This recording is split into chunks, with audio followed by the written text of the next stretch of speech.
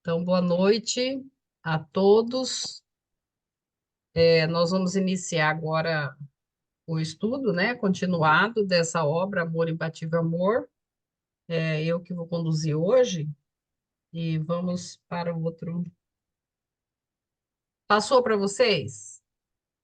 Tá. Ok, Então, tá. Aqui está a primeira edição do meu livro, essa é a sexta edição. Primeira edição do meu livro, não, primeira edição do livro, né, e eu fiz pela sexta edição. Deixa eu pôr aqui. O capítulo. Deixa eu voltar. O capítulo 5, a busca do sentido existencial, é esse capítulo, né? Com este tema aqui que a gente vai ver hoje, que é o significado do sofrimento na vida. Então, a gente vai falar disso aqui hoje.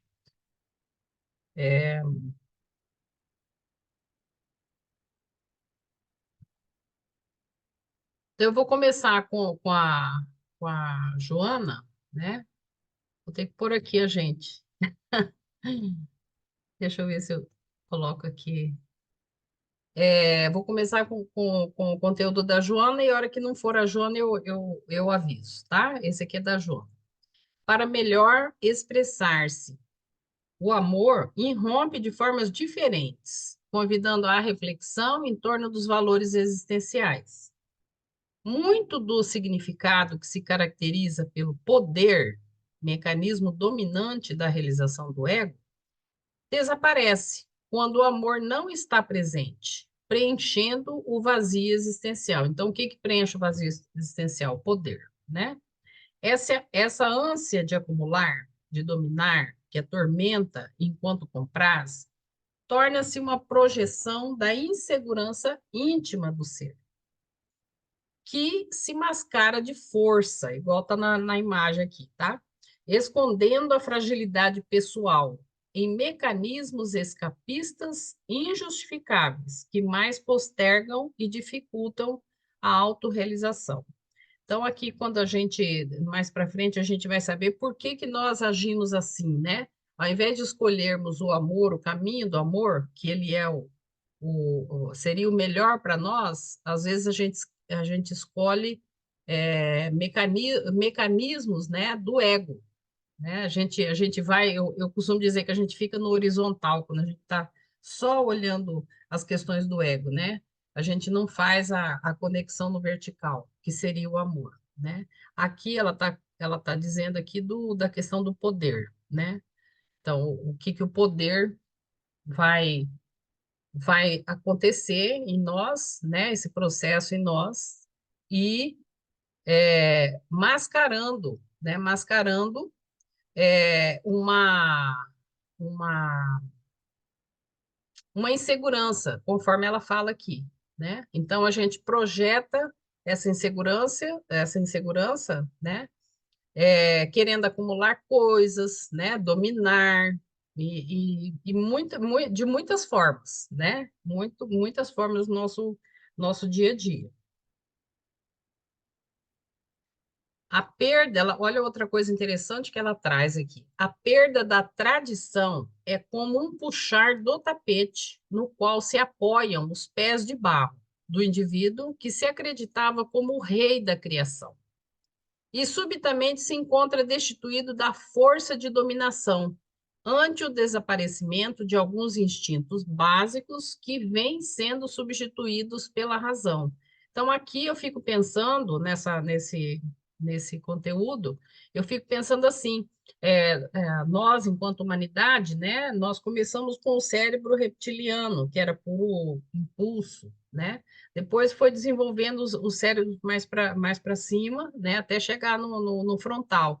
Então, assim, essa tradição que ela diz aqui, eu entendi que seria a tradição lá do instintual, né? A tradição do mais perto do animal mesmo, né?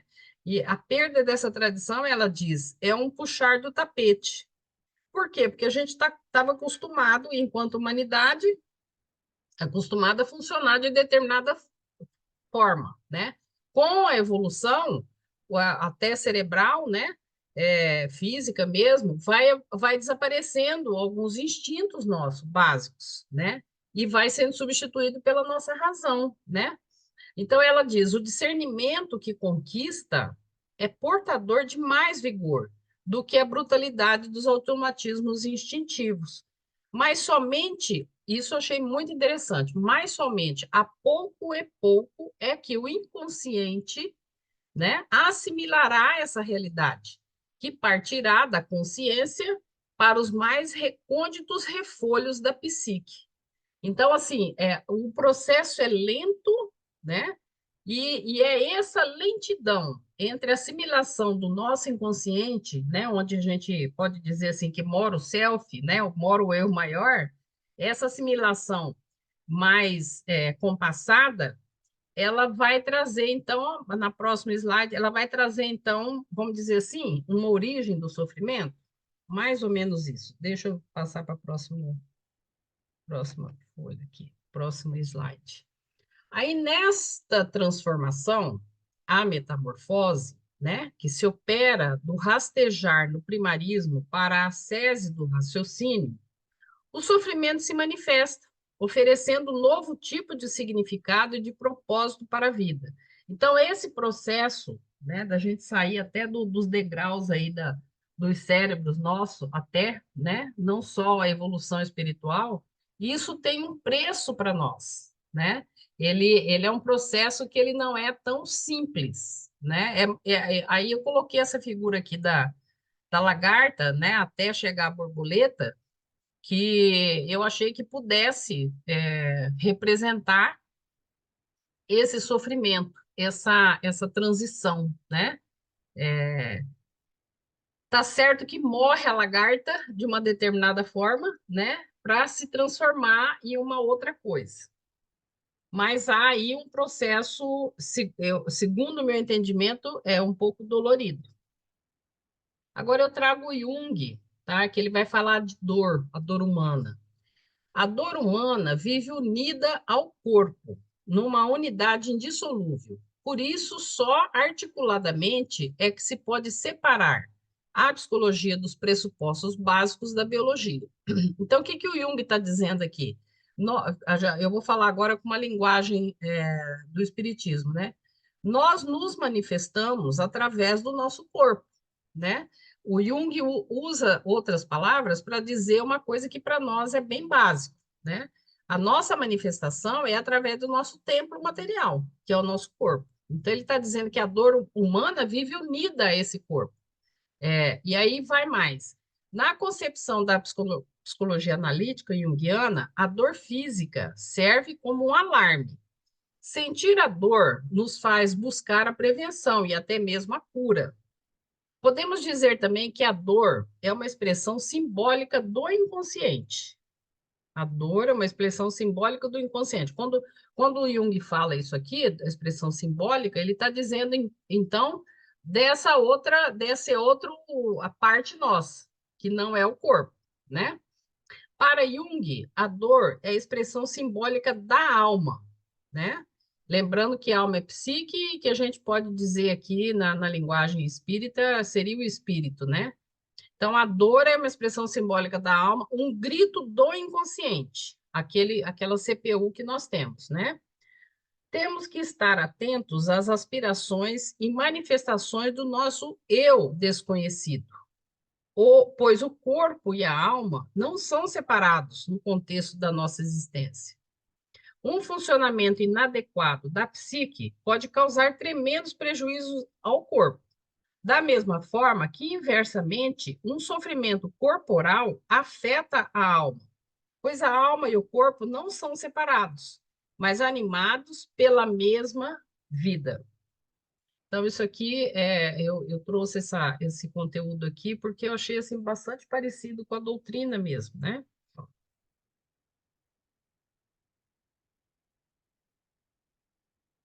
Voltando a Joana. Joana diz o seguinte: impossível de ser evitado o sofrimento, né? Torna-se imperioso ser compreendido e aceito, já que é impossível de ser evitado, né? Então, é imperioso, segundo a Joana, ser compreendido e aceito, porquanto o seu aguilhão produz efeitos correspondentes à forma por que se deva aceitá-lo. Então, esse aguilhão aqui, eu coloquei essa imagem aqui, né? Esse aguilhão vai ser mais ou menos dolorido de acordo com o nosso processo de aceitação das dores que a gente tem, né? Das dores ou sofrimentos que nós passamos na nossa vida, seja ela da alma ou do corpo.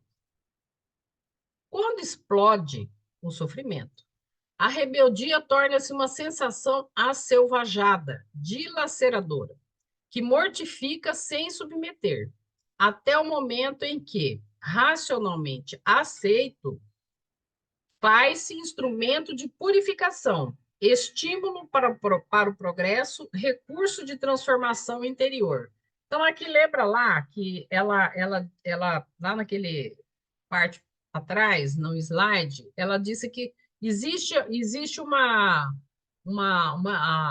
um processo lento de assimilação do inconsciente desse nosso primeiro cérebro, né? Vamos dizer assim, para a razão, do instinto para a razão, do primarismo para a razão, né?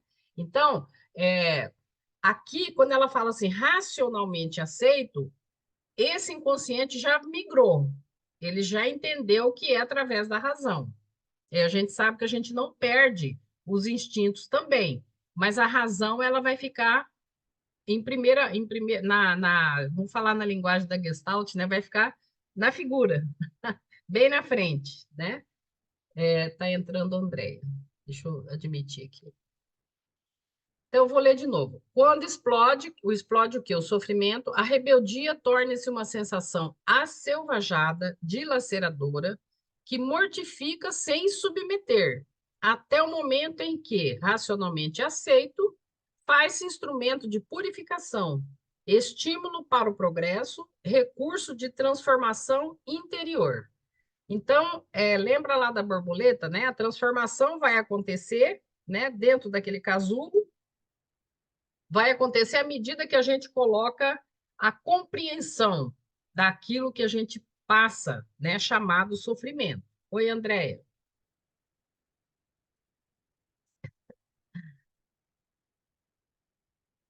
Olha que interessante aqui, ó.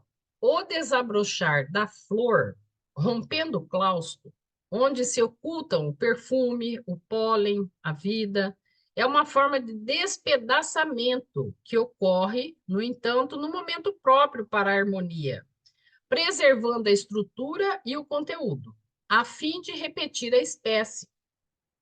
O parto que propicia vida é também doloroso processo que faculta dilaceração. Então, a própria natureza, né, nos dá exemplo, né, nos dá exemplo de como é isso. Quer dizer, aqui sai da semente, né, sai com a flor aqui, né, ela está dentro do claustro, até ela soltar enquanto flor, né, para sair o perfume, o pólen, a vida. Então, e o parto a mesma coisa, o parto é um processo doloroso, né? Para a mãe, para assim, psicologicamente para a família, né, para o próprio bebê. E isso é necessário. Então a natureza nos mostra esse processo, né, de transformação nossa. Aí eu trago aqui, gente, eu trago aqui uma passagem de João 12:24, onde ele diz o seguinte: na verdade vos digo que, se o grão de trigo caindo na terra não morrer, fica ele só. Mas se morrer, dá muito fruto. O que eu lembrei, né? Aliás, essa passagem foi agora à tarde. Eu estou fazendo um curso de alquimia do Friedel, e aí uma das aulas encaixou perfeitamente. Falei, esse eu vou colocar. É uma sincronicidade impressionante, né? Aí, o que eu lembrei? Já nesse outro slide atrás, eu já tinha lembrado. E agora, com a do João, ficou mais forte. Eu já escutei em algum lugar, li, não sei, né? De que Jesus é considerado como uma semente. A morte, a crucificação de Jesus, né? É considerado como uma semente, que essa semente, ela ela morreu, né, para poder sair, né, e deixar todo esse ensinamento há muito mais de 2000 anos, né? Então é uma metáfora tão bonita, né? Pensar para mim quando eu tive acesso a essa informação, assim, fez muito sentido para mim, sabe? Porque Jesus como uma semente, né, que vai para a terra, ela morre igual aqui o grão de trigo, né? Ela morre para poder ela florescer, né? Ela dá fruto, dá árvores, dá fruto, né? A semente precisa morrer. E aí, como eu estou fazendo esse curso da alquimia, é bem no processo do mortificácio, né? É bem o processo do mortificácio, né? Quer dizer, aquela coisa também do putrefácio é um sinônimo também. Aquilo que é podre, folha podre, fruta podre, né? Aquilo tudo vai adubar a terra para poder nascer, né? Os vegetais bonitos. Então, há necessidade dessa morte. Então, no nosso processo evolutivo, né, quando a gente vai sair lá do nosso primarismo, né, da primeira camada do cérebro reptiliano, e vai subindo, e há o sofrimento. Não, é impossível não haver esse sofrimento, né? E quanto mais a gente entender pela razão e aceitar as coisas exatamente como elas são, buscando as soluções, ao invés de ficar imerso no problema, quando a gente fica imerso no problema e não acha solução, a gente está no puro ego. A gente não faz a conexão vertical, né? Então nós temos que aprender isso, né? Porque todos já passamos, passado, estamos passando ou passaremos, passado, presente e futuro. Por quê? Porque a gente está em processo de aprendizado, né? Nós não estamos prontos. Então, vai acontecer esse processo. É melhor que saibamos e é melhor que aceitemos, né? Porque o que fala como que é que dói menos, aceita que dói menos, é mais ou menos isso, né? Então, eu vou ler a última vez aqui que eu gostei muito dessa passagem aqui do João. Na verdade, vos digo que se o grão de trigo caindo na terra não morrer, fica ele só, mas se morrer, dá muito fruto. Eu achei linda essa passagem. Voltando a Joana, a Marlene, a Marina está entrando. O sofrimento, portanto, seja ele qual for, demonstra a transitoriedade de tudo e a respectiva fragilidade de todos os seres e de todas as coisas que os cercam, alterando as expressões existenciais, aprimorando-as e ampliando-lhes as resistências, os valores que se consolidam, tá? Então, se a gente tem esse olhar, né, e a gente tem esse olhar de que há transitoriedade, né, que o sofrimento é necessário naquele momento para algum aprendizado, para a gente aprender a usar nossa inteligência, né, para solucionar as questões que chegam para nós difíceis, que geram sofrimento, né? Quando a gente tiver esse olhar mais ampliado, né, selfico, do self, né, vai ficar tudo mais fácil para nós, né? Vai ficar tudo mais fácil.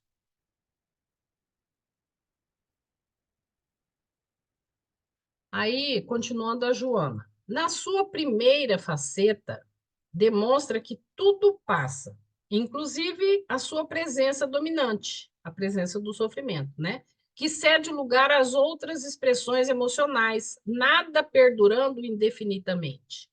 Na outra vertente, a aquisição da resistência somente é possível mediante o choque, a experiência pela ação. É outra coisa interessante que ela coloca aqui, sabe? Porque ela traz aqui a transitoriedade. Como é que o pessoal da meditação usa?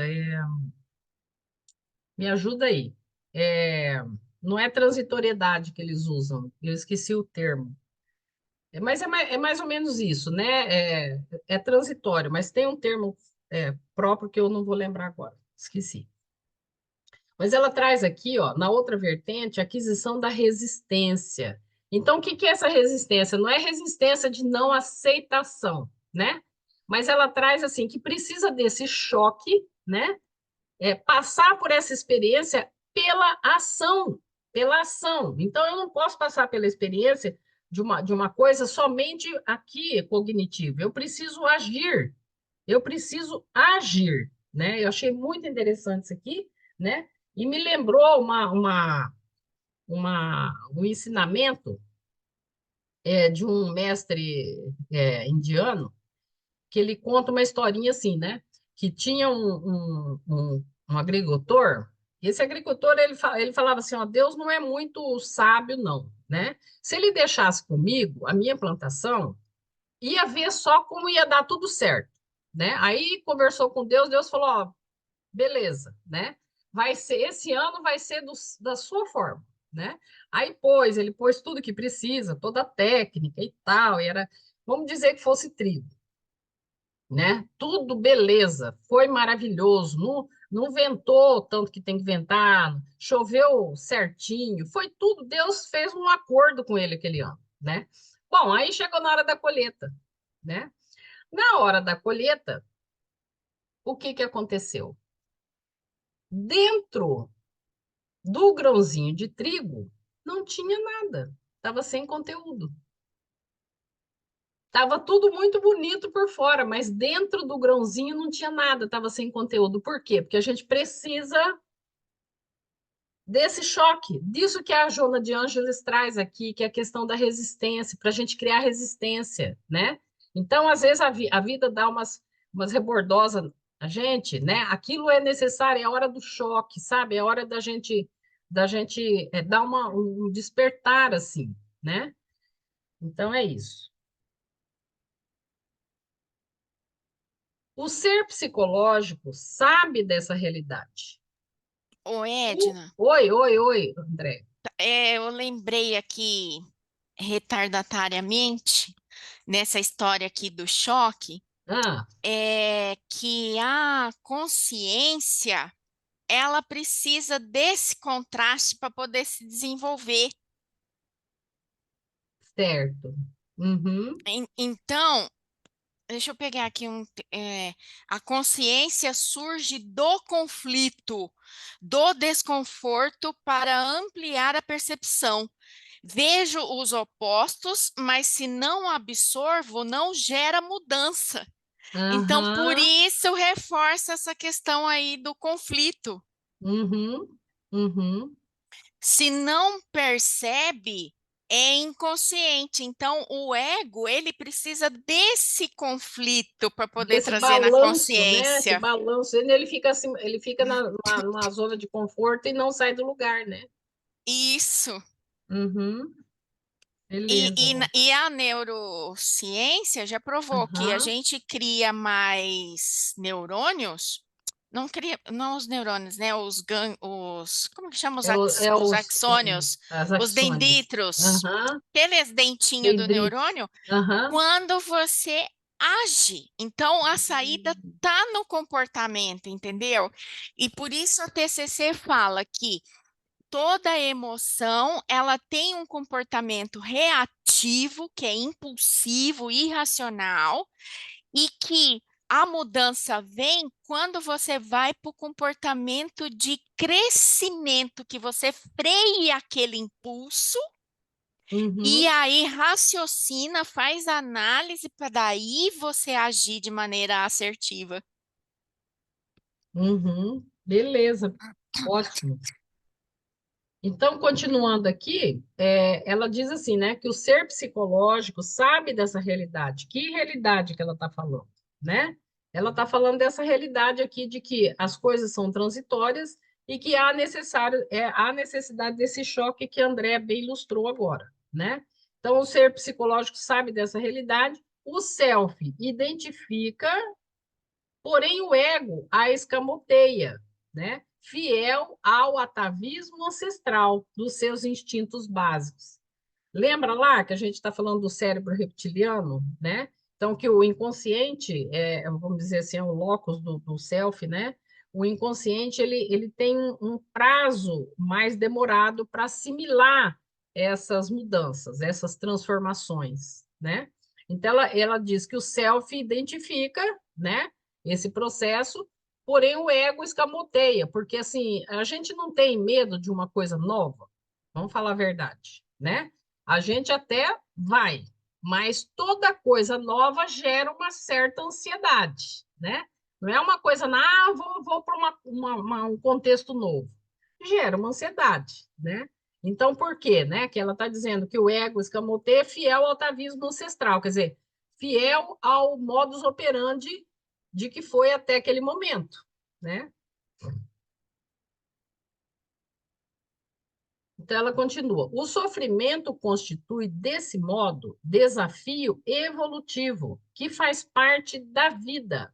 Então, seres humanos, nós, se nós estamos aqui, passaremos, não tem como correr disso, né? Porque faz parte, né, da vida, é um desafio evolutivo, não tem como ser diferente. Assim como a anomalia da ostra produzindo a pérola. Aceitá-lo com resignação dinâmica, através de análise lúcida e bem direcioná-lo, é proporcionar-se um sentido existencial estimulante, responsável por mais crescimento interior e maior valorização lógica de si mesmo, sem narcisismo nem utopias. Então, quando eu olho para essa figura aqui, né, dessa ostra, né, com essas pérolas, o que que me trouxe essa imagem? Me trouxe assim que quando a gente está fechadinho ali dentro, que a gente ainda é ostra, né? Para mim, essa casca ficou como a terra, sabe? E a gente lá dentro, né? Como assim como a borboleta, né? A lagarta entrou no casulo, aquele negócio todo. Isso aqui é mais ou menos a mesma coisa. Então, somos nós aqui, que somos ostras e que vamos sim, né? Pelo processo que pode ser com menos ou mais sofrimento, dependendo da nossa aceitação, né? Nós vamos virar pérolas. Sim, igual aqui a natureza mostra para nós.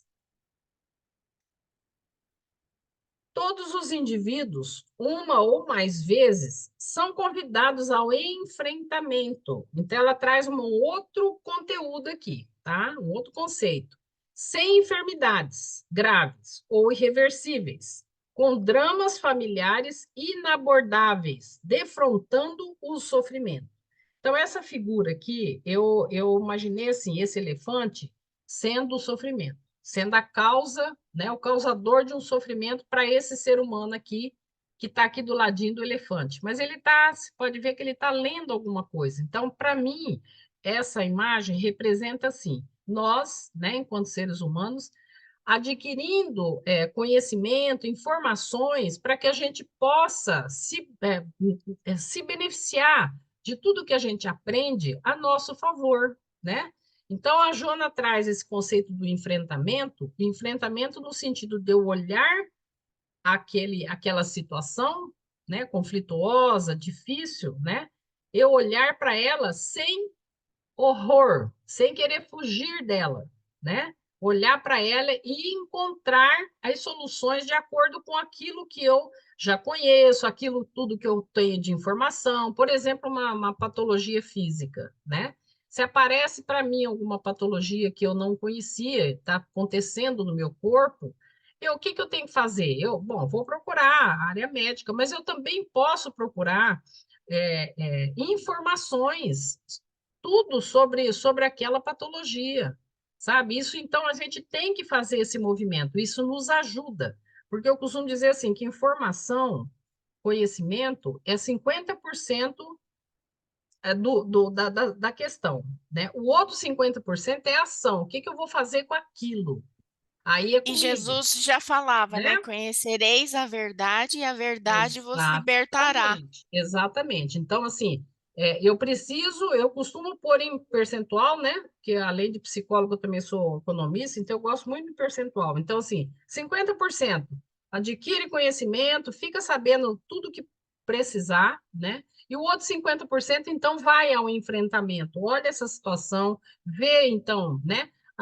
Desenvolva a sua criatividade, a sua inteligência para poder encontrar as soluções. E sempre há soluções, porque a gente tem, além da nossa sabedoria interna, né?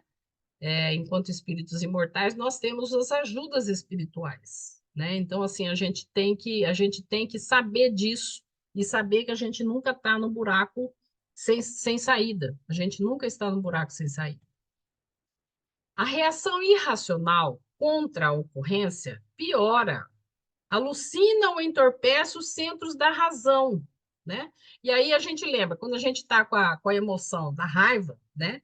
E se a gente for partir para uma discussão no momento da emoção, vai dar caca, né? É mais ou menos o que ela fala aqui, ó. Entorpece os centros da razão. A gente não raciocina, né? Não tem discernimento daquela situação. Então, aqui a reação emocional, ela tá falando em relação ao sofrimento. Mas eu lembrei também da emoção na hora de uma discussão, no momento que a gente está com a emoção da raiva tomando conta. A Lucina entorpece o senso da razão, enquanto que a compreensão natural, a aceitação tranquila, propiciam a oportunidade de conseguir o valor supremo de oferecer-se para a conquista do sentimento mais profundo da existência. Quer dizer, então, a gente vai lá para o propósito, né? Que propósito é esse? Que sentido é esse, né? De eu estar vivendo essa ocorrência na minha vida, né? Eu tenho que buscar um sentido mais profundo disso. A morte, a enfermidade, os desastres econômicos, os dramas morais, os insucessos afetuosos, a solidão e tantas outras ocorrências perturbadoras, porque inevitáveis, produzindo sofrimento, devem ser recebidas com disposição ativa de experienciá-las. Então, a gente tem que chegar neste nível, né? Esse nível de amadurecimento mesmo psicológico, e que é isso que eu acho que ela vai falar no próximo aqui. Acho que ainda não. Para alguns desses acontecimentos, palavra alguma desses acontecimentos tristes aqui, né? Tá? Tudo isso que a gente leu aqui: morte, enfermidades, etc. Para alguns desses acontecimentos, palavra alguma pode diluir-lhe os efeitos. Somente a interação moral, a confiança em Deus e em si mesmo para a convivência feliz com seus resultados. Quantos de nós, né, já passou por todos ou por alguns desses aqui? Morte, enfermidade, desastre econômico, dramas morais, sucesso afetuoso, solidão, né? E tantas outras, etc, etc, né? Então, está dizendo que nesses momentos palavra alguma pode diminuir, né? Pode diminuir somente a interação moral, quer dizer, aquilo que realmente eu tenho de valor, né? E valor aí mais transcendente, né? Não só o valor do ego. A confiança em Deus, né, e em si mesmo para a convivência feliz com seus resultados. Esta disposição nasce da maturidade psicológica. É aqui que ela vai dizer isso aí. Então, assim, a gente tem que chegar nesse ponto, né, de entender qual é o verdadeiro propósito, né? Nasce da maturidade psicológica, do equilíbrio entre compreender, aceitar e vivenciar, quer dizer, enfrentar, né? Aqueles que não os suportam, entregando-se a lamentações e cilícios íntimos. Esses cilícios íntimos eu demorei para achar o simbólico disso, mas eu consegui hoje à tarde também, tá? É o cinza e duro, sintoma depressivo, tá? Então, se a pessoa se entrega para a lamentação, né? E essa silício íntimo aí, permanece em estado de infância psicológica, sentindo a falta da mãe superprotetora que os aliviava de tudo, que tudo suportava em vãs tentativas de impedir-lhes a experiência de desenvolvimento evolutivo. Aqui eu lembrei de um caso clínico, né, de uma pessoa que ela nasceu com deficiência física, né? E essa pessoa, ela tem muita carência, ela às vezes arruma, hoje está com 60 anos, é uma mulher, tá assim com uma carência, e aí arruma alguns relacionamentos afetivos nada saudáveis, né? E aí não dá certo. Menina, ela fica assim, o que que ela busca nesse momento? Ela busca, se minha mãe tivesse aqui, ela sempre fala isso. Se minha mãe tivesse assim, né, eu estaria mais protegida, eu isso, eu aquilo. Eu lembrei muito quando a Joana de Anjos fala, permanece em estado de infância psicológica, sentindo a falta da mãe superprotetora que os aliviava de tudo, que tudo suportava em vãs tentativas de impedir-lhes a experiência de desenvolvimento evolutivo. Então, aqui, a gente, enquanto adultos, né, a gente tem que passar por essas experiências não fáceis para a gente poder se desenvolver. Se a gente correr para o colo, né, da superproteção, né, de qualquer que seja ela, né, qualquer figura simbólica aí de materna, nós vamos perder aquela oportunidade. E como Deus é misericordioso, né, com a gente, se a gente fez um propósito de desenvolver determinadas coisas que nós ainda não aprendemos, vai aparecer uma nova experiência para que a gente possa desenvolver aquilo que ainda falta em nós, né? Eu digo isso aí que é misericórdia divina. O povo quase me mata, né? Porque tem que repetir coisa ruim, mas gente, eu não vejo de outra forma. A aceitação, porém, do sofrimento como significativo existencial e propósito de vida não se torna uma cruz masoquista, mas se transforma em asas de libertação do cárcere material para a conquista da plenitude do ser, né? Então, agora voltando um pouquinho ao negócio da mãe aqui, né? Da figura materna enquanto superproteção, né? Enquanto proteção para não deixar sofrer, né? A gente precisa se libertar do cárcere material. Eu vou dizer que esse cárcere material seria um pouco do domínio do ego também, sabe? Essa coisa horizontal do domínio do ego. Então, assim, enquanto eu não transcender em mim mesmo e perceber que as ocorrências da minha vida, né? Que aí inclui o sofrimento, as dores, as coisas que a gente passa, enquanto eu não perceber que isso é um sentido, tem um significado para a minha vida de espírito imortal, né? E que tem um propósito isso tudo, eu não vou conseguir chegar nessa conquista da plenitude do meu ser, né? Então, a gente sabendo disso é um desafio, tá, gente? Falar é fácil, mas agir não é muito fácil, não. Mas a Jona de Anjos está falando aí, ó. Você está sabendo disso? Tenta. Outra vez que acontecer, vai tentando. Uma hora a gente consegue. Ô, Edna, volta Oi. lá na Ó, questão lá da mãe. aqui. Isso. Aqui também a gente pode dizer que a mãe, quando ela não deixa o filho crescer, ela também. Não, Peraí, lá na peraí, mãe. peraí um pouquinho. Aqui. Aqui. Ela também está agindo sobre o ego, não? E sem ter essa aceitação? Com certeza, com certeza. Assim mesmo, aproveitando sua fala, André, eu lembrei aqui de um outro exemplo, né?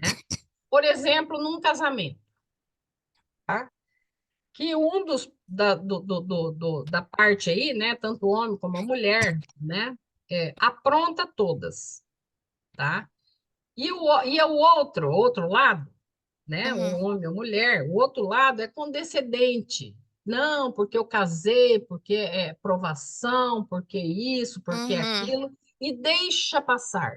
Se eu uhum. deixo passar e eu, enquanto parceiro daquela pessoa, não faço nada para o crescimento daquela pessoa, eu não estou sendo caridosa. Assim eu vejo, assim eu interpreto. Tá? Posso estar errado, isso é uma Sim. interpretação minha, tá?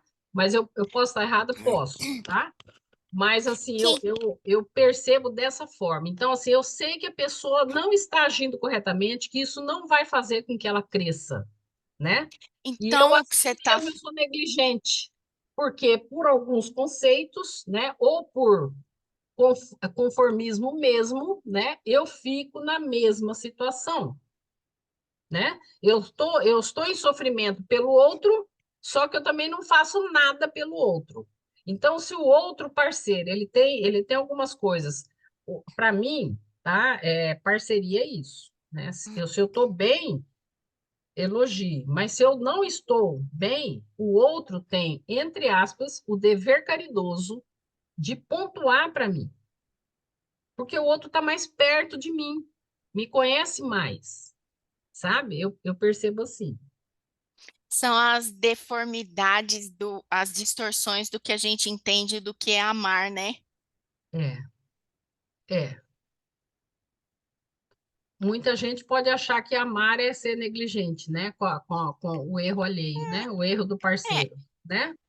porque assim, por exemplo, meus dois irmãos têm filhos e eu não tenho filho. Então, toda vez eles jogam na minha cara que você não é mãe, você não sabe o que é amor de mãe, o que que é amor por um filho e não sei o que, e tarará, entendeu? Então, e no consultório também o povo fala isso, não, mas eu sou mãe, né? Então, e eu sempre fico naquela, gente, mas não é possível que eu sou ruim assim porque eu não fui mãe. Fico nesse Eu dilema não dentro vejo de assim, mim, não, entendeu? tá? Eu não vejo assim, não. Então, é a mesma coisa, né? Da educação autoritária, né? E da educação permissiva, né? Uhum, Então, a educação permissiva, gente, é muito mais fácil, tá? Você dá lá um presentinho para o filho, né? Fecha os olhos lá, se está dando problema na escola, você vai pôr culpa na escola, né? Então, é educação permissiva. O que que eu estou fazendo para esse ser? No caso, o filho, né? A gente falou de parceria, de casal, mas no caso, o filho. O que que eu estou fazendo por esse ser? Eu tô ajudando esse ser a crescer, né? Eu acho que a gente tem que ter esse olhar, né? É falta de caridade? Eu vejo pelo contrário. Posso estar enganada, tá? Mas é a minha visão até agora. Posso mudar, mas até agora eu tenho essa visão, né? Eu tenho essa visão. Então, aqui a gente já viu. Aí nós vamos para o Evangelho, tá? Segundo o Espiritismo, Allan Kardec, né? O meu é a segunda edição.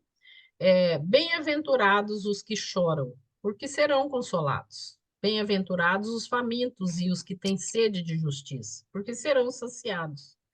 Bem-aventurados os que sofrem perseguição pela justiça, porque deles é o reino dos céus. Isso está em Mateus 5, 4, 6 e 10. Então, assim, Jesus deu uma dica para nós, né? Às vezes a pessoa fala, eu sofro mais que todo mundo, né? O meu sofrimento ele é o maior de todos, né? Às vezes a pessoa está falando dela, né? Psicólogo não pode passar por isso, mas assim, na vida normal, né? A pessoa está falando de um perrengue dela e o outro, não, mas nossa, foi assim, assim, quer dizer, desfaz daquele, né? Daquela fala, desqualifica para dizer que o meu sofrer é maior, né? Então a gente tem que ter esse cuidado também ter esse acolhimento, né, da fala do outro. Não precisa ser psicólogo para isso, né? Acolhimento caridoso mesmo, amoroso com a fala do outro. O outro está falando de um sofrimento, né? Então Jesus deixa esse recado para nós aqui, né? Nessa passagem. Então, assim, tenhamos certeza que não estamos sozinhos em momento algum, e principalmente nesses momentos, né, desse tema de hoje. Aqui está o nosso mestre, né? Nosso querido mestre Jesus. E agora eu pergunto para os nossos presentes, né? Porque os que vão ver depois vão refletir, de repente podem também responder, né? Para você, né? Qual o significado do sofrimento na vida antes e depois dessa informação? É uma informação que chegou hoje, né? Deixa eu interromper aqui para ficar. Cadê a Marina? A Marina saiu. Caiu a Marina. Como eu já estou Então, com o microfone aberto, já vou falar. tá, ok. Para mim, a parte que mais ficou aqui e que é mais difícil de praticar é a aceitação. Não sei se o Murilo lembra, mas uma vez o mensageiro falou assim que nós não temos condição de ser perfeito, que perfeição no nosso mundo de provas e expiações e transição e regeneração não existe, mas que o que chega próximo da perfeição é a aceitação daquilo que não está no nosso controle, né? E o ego vai para quê? Ele vai para o controle, né? Aquilo que eu dou Uhum. conta. Em vez dele exercitar a inteligência e dele ver formas de sair daquilo, não, fica lá no gostoso e no quentinho, como diz o doutor Sim. João, né? Querendo ser irmã mais velha de Deus, né? E onde aqui no meu mundo, onde eu sou deusa, as coisas vão se resolver do meu jeito, né? Uhum. A aceitação para mim é muito difícil, em todos os Uhum. sentidos. Uhum. Até quando o paciente empaca, né, que ele não muda, meu Deus do céu, que sofrimento que eu tenho, Então, Andréia, sabe? uma vez eu tive um curso com aquele Roberto Rosas Fernandes. Ele é, acho que é pós-doc, não sei. O cara é da Frido, tem alguns cursos do Frido, né? E ele fala de Roberto, o quê? Rosas Fernandes. Não tem o livro dele aqui, acho que está aqui, não está aqui. Roberto Rosas, ou Rosa Fernandes. Ele é um cara muito legal, mas o que que eu ia falar dele? Pronto, falei dele, esqueci do resto. É Você porque eu estava estava você falando tava da falando. aceitação do paciente quando emperra, Ah, aí tá, você lembrou lembrei. dele. Paciente quando emperra. Eu ficava preocupadíssimo, né? Mas o porquê que essa pessoa só vem trazer a folhinha da superfície ali que fica em cima da água? Só traz aquela folhinha, né? Folhinha seca, tá seca, mas a pessoa só traz aquilo. Eu ficava assim ansiosa com isso, sabe? Falei, meu Deus, será que o meu trabalho não está chegando para essa criatura, né? Aí o doutor Roberto fala o seguinte, que cada um tem um ritmo. Tem pessoas que querem estar numa sessão de terapia exatamente para isso, para falar da folhinha. E tá tudo certo, sabe? Aí me sossegou um pouco o coração, entendeu? Porque eu Uhum. fazia das tripas ao coração para a pessoa aprofundar mais um pouquinho, dar uma nadadinha por baixo, né? E aí, não, isso aí, André, me deu assim um sossego, sabe? Me deu um Aí sossego que no eu falei coração. que eu não tenho aceitação, entendeu? Porque meu coração não fica quentinho com esse negócio aí, não. E eu fico assim, quando o paciente chega na primeira sessão, eu falo, olha, você tem certeza que quer fazer terapia? Taranana, porque eu sou uma terapeuta sucuri, eu dou uns abraços bem apertados, né? Como uma boa pantaneira. Por quê? Porque aí chega uma hora que eu falo assim, isso aqui tá virando desabafo pago. Eu não dou conta do desabafo pago, entendeu? Então eu não tenho aceitação e às vezes eu dou É, uns apertão assim. então, mas às vezes a pessoa não suporta, tá? Não suporta, né? A Agora eu pessoa, já a estou pessoa, dando uns apertão sem moer, mas eu já cheguei né? Como boa sucuri, eu cheguei a dar umas moídas. ai, ai, então é isso. Então, a aceitação para você ainda não é tão simples. E outra coisa também, Jesus, quando foi pregar, ele pegou e falou assim, falou para os apóstolos, vão pregar para aqueles que querem ouvir. Não perca tempo com quem não quer ouvir. Então, esse paciente que emperra, não aquele que emperra porque está com a dificuldade, esse daí eu consigo ter a sensibilidade de ver que está difícil, que é uma dor muito profunda. Mas aquele que não tem o sincero desejo de mudar, para mim, cai nessa fala que Jesus dizia: Então, vai pregar para quem quer ouvir. mas Andréia, é o seguinte, essa hora a gente enquanto terapeuta, enquanto profissional, nós temos que pontuar, né? Falar, olha, eu já fiz isso aí, faço, tá? Tá emperrado, não, o recurso que eu tinha, eu já utilizei, né? Em seu benefício para você sair disso, né? E eu já ofereço a possibilidade de encaminhar para outro colega, Ah, isso eu tá? faço também. Acho que está na Então, hora de assim, você ir para outro colega. às vezes a pessoa desse empurrão, é aquele choque lá, que a Joana fala, às vezes na hora desse choque, tá, a pessoa dá uma deslanchada. Não deslancha tanto com a Ferrari, mas com a Fusca, vai indo, entendeu? E assim vai. A gente tem que ter paciência, né? Desse doutor Roberto fala, tem que ter paciência, né? É isso. Então tá. Denilce, Marina, Eu vou aproveitar a fala da Andrea e vou dar continuidade, mas como paciente. Eu não sou terapeuta, né? Mas, assim, ele também, André, não é diferente de você. Eu tenho muita dificuldade de aceitação do novo, dos conflitos, das situações que me tiram da zona de conforto, né? Claro. Então, assim, e eu tenho pensado muito nisso, né? Eu fico pensando há quanto tempo eu estou estudando a Joana, né? Há quanto tempo eu já estou tendo conhecimento de que essas questões acontecem para o crescimento e por que que eu ainda estou repetindo, estou com tanta dificuldade. Mas, aí agora vocês falando realmente, é porque deve ser a questão do tempo, né? Cada um tem o seu tempo de aprendizado. Assim, nos últimos acontecimentos, isso já ficou mais claro. claro. Olha, como eu estou reagindo diante de tal situação, né? Diante de tal mudança. Eu preciso ficar assim? Só que, como paciente, né, eu vou dizer, é algo muito forte. Você não tem, às vezes, domínio ali na hora de, ai, conscientemente vou ter tal postura, né? Não. Mas é difícil, viu? Essa questão da aceitação é claro que é por isso que nós estamos aqui, né? Aprendendo ainda. Sim. Uhum. Então, Mas não é só legal identificar, né? A gente só vai ter possibilidade de mudar se a gente identificar. Enquanto está inconsciente, a gente não modifica nada, para mim está tudo certo, né?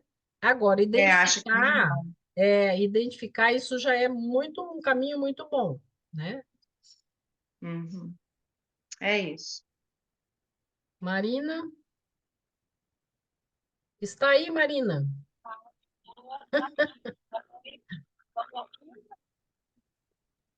Fala de novo, parece que o som está meio falhando. Vamos ver.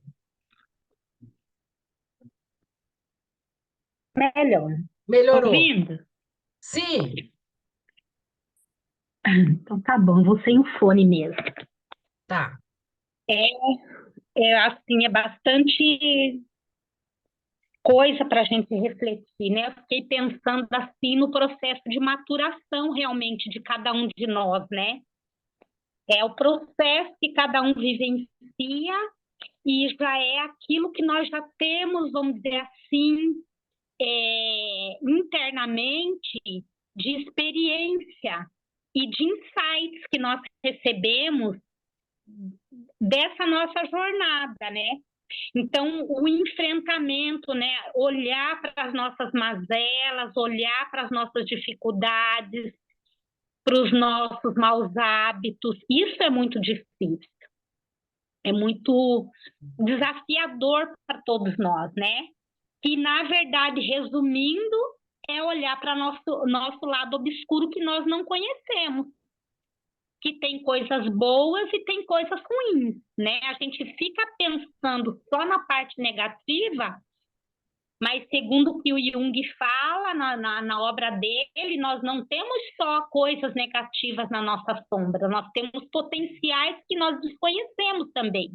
Uhum. Mas esse medo do enfrentamento, essa disposição em estar fazendo esse encontro conosco mesmo, esse que é uma trajetória longa, né? Assim, não é algo assim muito simples.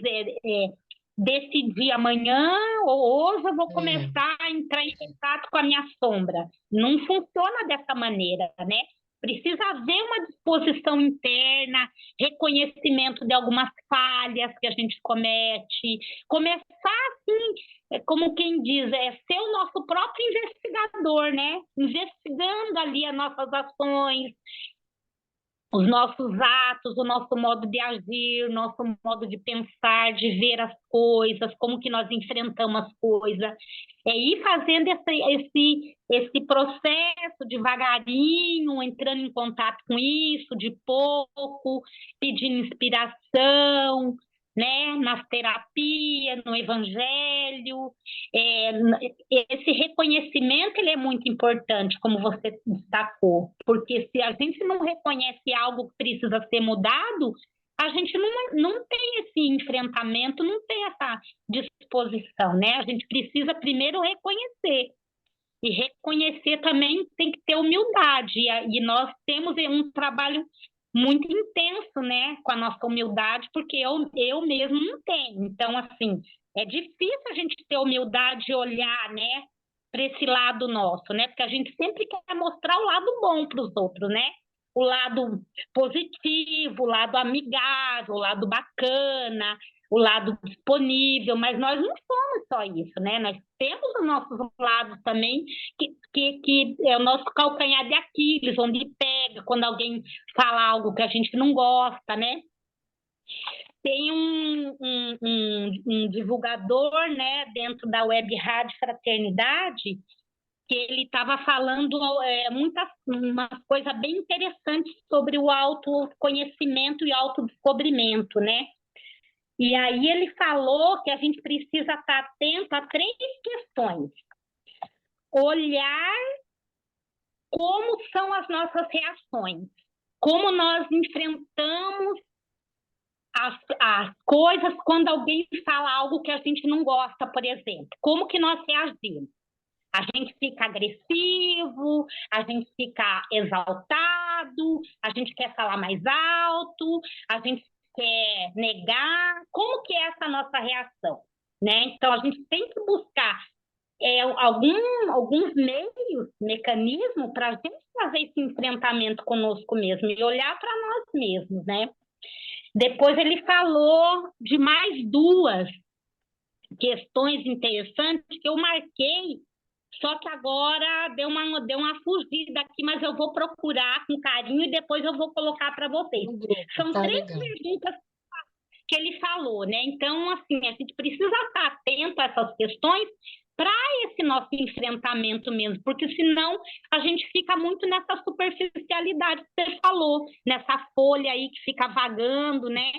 Por ciminha, a gente vai camuflando, né? Se camuflando, vai escamoteando, vai escondendo, e enquanto a gente não se deparar, não enfrentar essas questões de frente conosco mesmo, a gente não vai aprofundar nada, não tem como aprofundar, né? Porque aí a gente não vê a necessidade da mudança, porque eu não estou olhando para essas questões. Então, para que eu vou mudar? É isso aí, Marina. Eu lembrei, gente, como é que o pessoal oriental lá da meditação fala impermanência. Eles usam a palavra impermanência, né? Da Impermanência, vida. Na hora eu não mesmo. lembrei. A Jona fala transitoriedade, eles usam a palavra impermanência. É só um sinônimo, Sim. né? Mas eu agora lembrei, Exato. eu queria deixar registrado. Você, Murilo? Ótimo.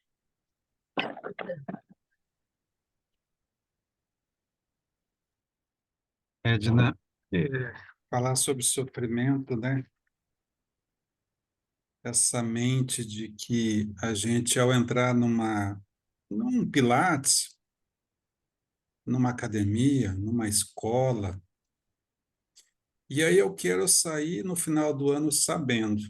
Só que se eu não me dedicar, né, a conhecer isto que logo, né, na introdução você traz para a gente,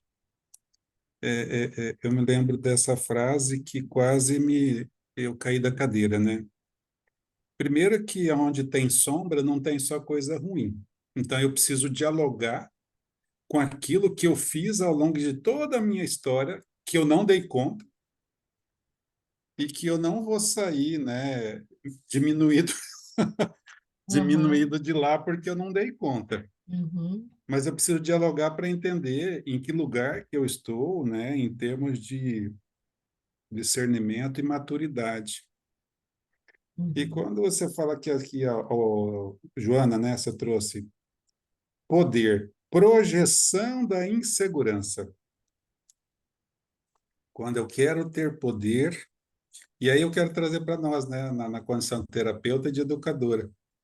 Quando eu quero ter o poder, na minha mão, primeiro para Jung, onde há poder, não tem amor, né? Porque um é É. sombra do outro. Se eu estiver amando, eu não vou querer exercer o poder sobre o meu esposo, sobre a minha esposa, sobre meus filhos, ou sobre as pessoas que As estão nossas sendo causas, né? lideradas por mim, né? Então, a gente não está. Se eu estou exercendo poder, não tem amor, um é a sombra do outro. E aí, no meio do caminho, você me trouxe a seguinte reflexão: Jesus não foi omisso. O quanto é difícil, né, na condição de pai, de mãe, de educador, a gente acertar a dose, porque na condição de terapeuta, né, porque se eu forçar, eu tenho a Isso, possibilidade de cometer, né, um erro gravíssimo e uma violência psíquica, porque a vulnerabilidade psíquica daquele ser humano eu não conheço. E aí eu me peguei como a Andréia, né? Falei, Andréia, o quanto eu adoro um resultado. Se um ser humano sentar comigo e falar assim, eu estou disposto a mudar. Ah, eu vou com ele na Lua, Marte, eu dou a volta no universo. Mas se ele sentar na minha frente e ficar pagando para desabafar, eu vou conseguir fazer isso por um tempo. Mas vai ficar nítido na minha frente que eu falo assim, nossa. E aí a Não, gente tem que trazer eu, aquela en- coisa que eu precisei. Eu não posso julgar o outro, porque com a mesma regra que eu julgo, eu vou ser julgado. Se eu te sim. falar que eu paguei 2 anos de psicoterapia só para não mudar, porque na verdade o que eu queria? Eu queria esvaziar a pressão interna para me manter como eu estava, no poder. Era extremamente egóico, como você falou, né? É o ego em sofrimento, mas porque ele quer manter o poder. E Por aí, isso que o assim, ó, melhor é encaminhar, porque exatamente, você vai fazer a pessoa sofrer. E é, você vai entrar em sofrimento sim, também, porque é, eu é. sofro, eu Uhum. sofro e sofro muito. né?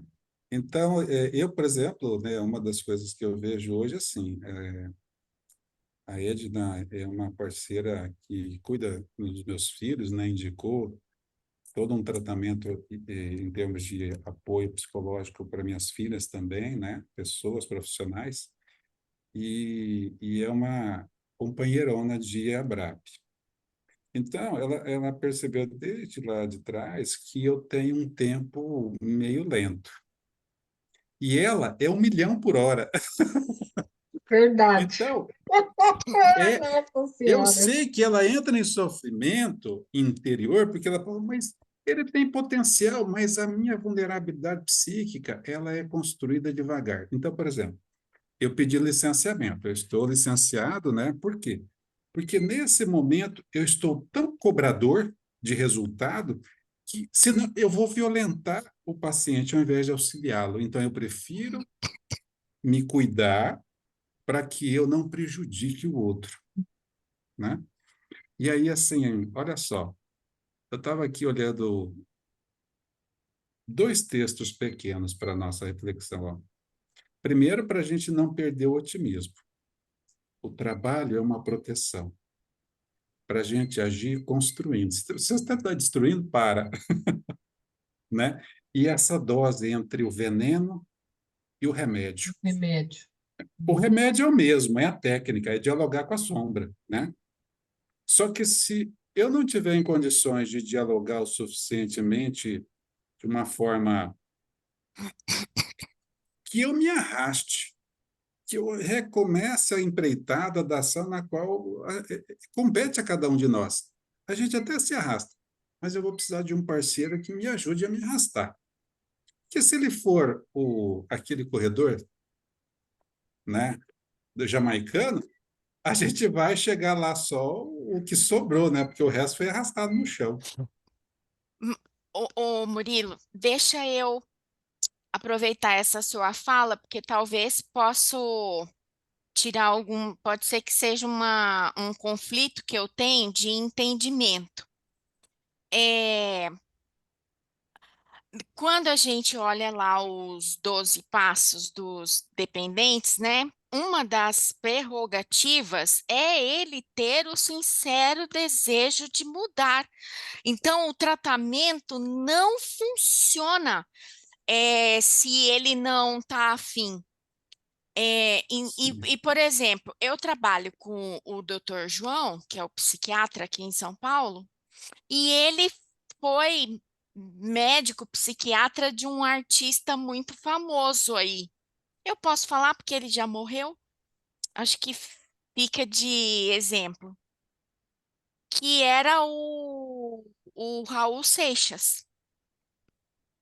E ele fazia todo lá o tratamento, a desintoxicação, parará, e psicoeducação, e tarará, e 12 passos, e o diabo a quatro, e tá, tá, tá.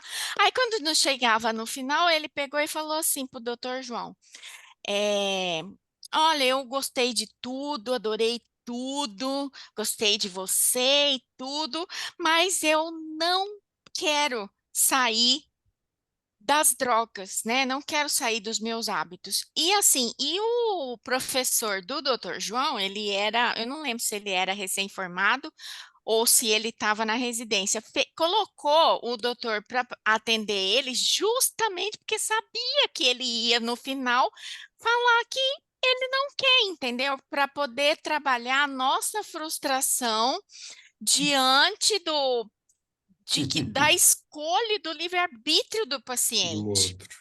Entende? Então, assim, quando eu falei assim do paciente que ele não quer, onde eu sofro é quando eu vejo que não tem o sincero desejo de mudar. E isso me reforça com a fala do Cristo, vai e prega para aqueles que estão dispostos a ouvir, né? E aquela coisa como que é? A parábola que ele falou, né? E ele saiu a semear. E algumas sementes caíram no pedregulho, algumas sementes caíram no terreno fértil, no tarará, no tarará. E eu vejo assim que os pacientes que são sociais, que eu não cobro, eu sinto que eu tenho um pouco mais de paciência com aqueles que me pagam, sabe? Os que me pagam, eu sinto um desperdício do dinheiro. Então aí Aí eu fica falo, o convite, né, para a gente olhar, né, Andréia? então, É um e desperdício para quem? É. ele, né? E para mim também, e da Não, frustração. para quem? Tudo bem, tudo bem. Então aí eu prefiro falar assim, olha, igual a Edna falou, eu já usei todas as minhas ferramentas enquanto eu estou estudando, e o Dr. João sempre fala assim para mim que as minhas caixas de ferramentas são inesgotáveis, porque quando acaba um, eu sou tipo Sísifo, né? Ao mesmo tempo que eu perco a paciência, mas eu fico igual o Sísifo com o paciente que não quer mudar. Que aí eu vou trazendo técnica diferente, exercício diferente, para ver se alguma coisa dá um insight. Então, quando eu Sim, chego assim, não, de fato, eu já esgotei a minha caixa de ferramenta, eu prefiro encaminhar, porque aí eu começo a entrar em sofrimento e aí o vínculo tá quebrado, sim. que eu não acredito mais, entendeu? Uhum. É porque eu E a usei o gente só termo pode. sucuri, né? Parecia que eu estava lá triturando e comendo. Então não foi assim. Eu uso esse termo com o paciente para brincar que eu sou sumatogrossense, que vem do Pantanal, brinco com a Juma, né? Mas a gente tem a sensibilidade de ver que não, olha, aqui está travando muito, dá uma volta e tal, mas até corroborando com a nossa aula passada, quando ele fala, né? O Viktor Frankl falou: você está disposto a enfrentar e superar o obstáculo? Que visão que tem pós-obstáculo, né? Então a gente vai levando o paciente a ver, né? E, e às vezes ele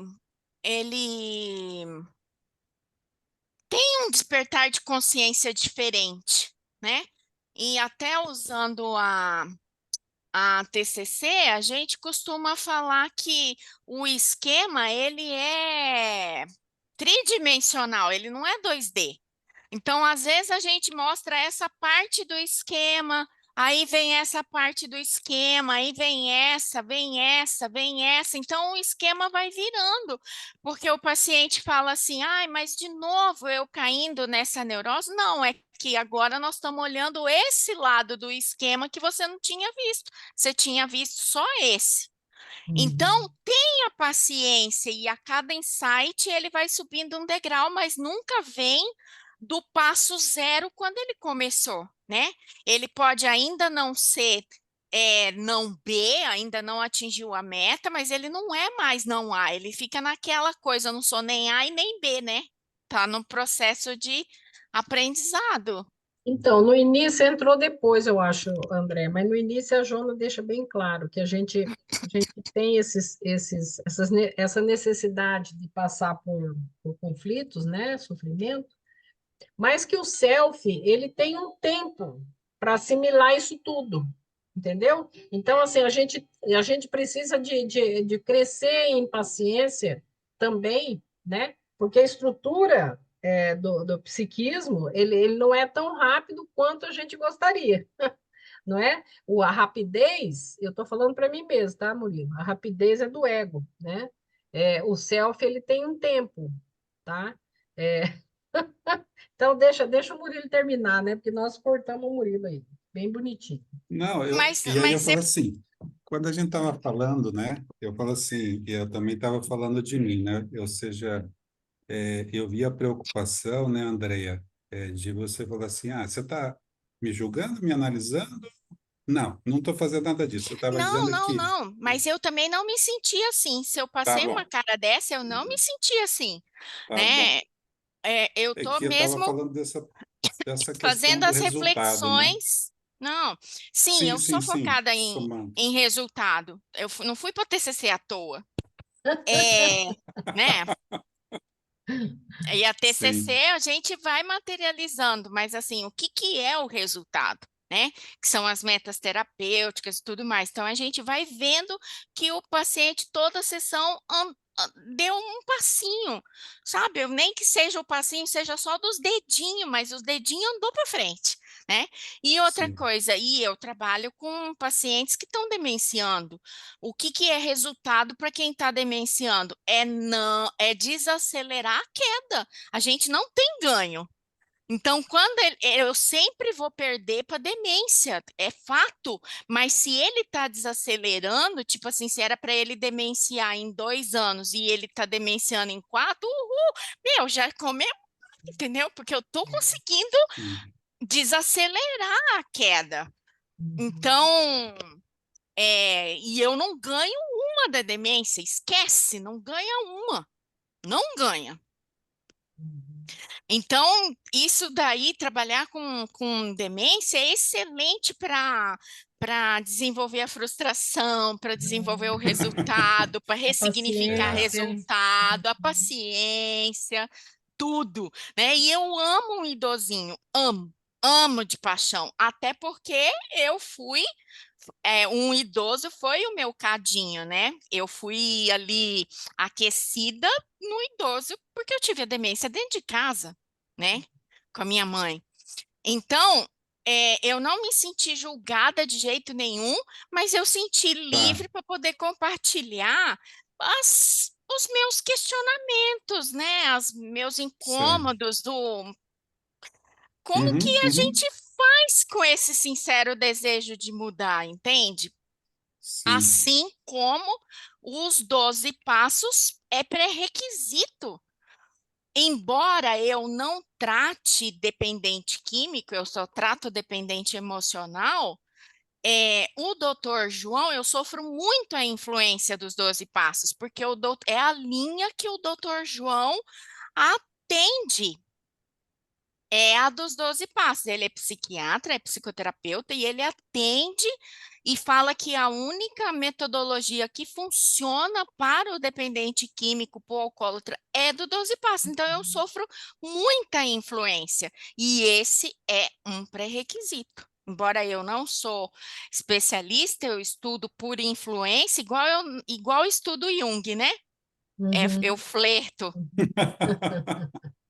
Porque eu sou mesmo TCC, né? Esquema, cognição na Uhum. veia. É ali que eu Sim. me acho, sabe? Me sinto confortável, Uhum. meu habitat. Uhum. Vamos voltar É, para o Murilo, então. e é engraçado como o Jung e a Joana, ela traz justamente o contrário, né? Porque ela quer que a gente abra as hipóteses e possibilidades mil, que a gente não se feche, né? Que a gente não foca demais. E aí eu tinha essa dificuldade, porque eu queria focar, porque eu vim da matemática, né? Então eu queria focar, eu queria fechar. Então, por exemplo, para a gente trazer uma análise assim, em termos de sofrimento, principalmente nessa área, falando sobre a psiquiatria, né? Um doutor estudou que nós temos dois circuitos. Um circuito neurológico, né? É, é, do gostar e o outro circuito do querer. Então, esse do querer é o que me dá autonomia para eu escolher. E a gente cai em Viktor Frankl. E o outro é o do gostar, né? Então, quando eu deixo que a droga entre nesse circuito neuronal, ela atrofia o outro circuito, que é do córtex pré-frontal, que é a questão da escolha. E Então, quando a gostar é gente... sistema de recompensa. Sistema de recompensa, Uhum. exatamente. Então, quando a gente olha para o sofrimento, a dor, e aí é engraçado que eu também estou fazendo conjecturas com a dor. Porque quando eu piso no prego, eu vou sentir dor porque é um circuito que vai chegar no cérebro, né? E aí a Joana está trazendo a questão do sofrimento, né? Para a gente refletir. E confesso que ainda estou assim, que a gente ganha resistência a esse sofrimento, né? Na ação. Então, eu estou nesse lugar. Como é que a gente, quantas vezes a gente quer que o mundo pare?